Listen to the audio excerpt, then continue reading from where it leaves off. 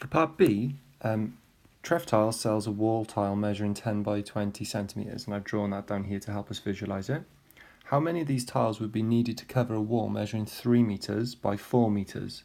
You can assume there's no gaps between the tiles, and we must show all our workings. So there are loads of ways of attempting this question.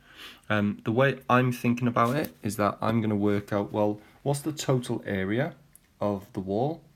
And how many tiles, I'm going to work out the area of one tile and see how many would fit into it.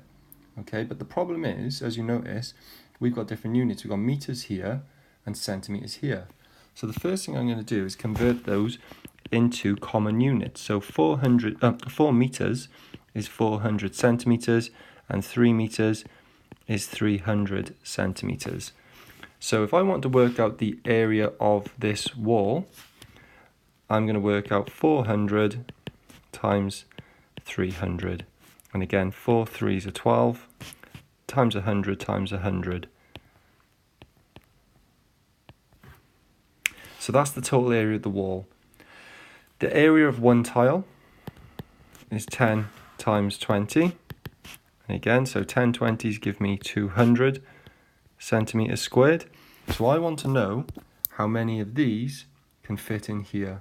So I'm going to just do a simple division. I'm going to say 120,000 divided by 200.